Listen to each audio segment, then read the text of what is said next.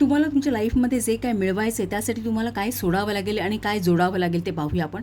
Bottom of the deck page of पेंटॅकल्सचं card असं सांगतं की तुम्ही एखाद्या ॲडव्हेंचरवरती आहात किंवा एखादी गोष्ट अशी करताय की ज्यामध्ये तुम्हाला पूर्वीचा एक्सपिरियन्स नाही आहे. हे कार्ड असंही सांगतं की तुम्ही जे काही करताय त्यामध्ये एक सातत्यपूर्ण प्रयत्न आणि एक प्लॅनिंग असणं गरजेचं आहे. दुसरं म्हणजे सतत काही ना काही शिकत राहणं गरजेचं आहे. दुसरं म्हणजे 3 ऑफ पेंटॅकलची एनर्जी ही दशम स्थानामध्ये मकरेच्या मंगळाची अर्धी आहे. सो ऑथॉरिटी दाखवतं. तुम्हाला कुठल्याही क्षेत्रामध्ये ऑथॉरिटी हवी असेल, जे काय तुमचं स्वप्न असेल ते तुम्हाला प्रत्यक्षात उतरवायचं असेल, मॅनिफेस्ट करायचं असेल तर तुम्हाला तुमची प्रॅक्टिकलिटी असणं गरजेचं आहे. तुमचे जे काही बिलीफ सिस्टीम असतील चुकीच्या किंवा तुम्हाला एक लिमिटिंग ज्या बिलीफ सिस्टीम आहेत किंवा ऑर्थोडॉक्स गोष्टी काही तुम्ही फॉलो करत असाल तर त्या तुम्हाला सोडण्याची गरज आहे. एक मनाला उभारी देण्याची गरज आहे. सतत एक रिफ्रेशमेंट असणं गरजेचं आहे. दुसरं म्हणजे एक सातत्य ठेवून आपण पेशन्ससुद्धा ठेवणं गरजेचं आहे की फ्रूट्स जेव्हा येतील तेव्हा येतील तोपर्यंत एक मनाचा निर्धार असणं गरजेचं आहे.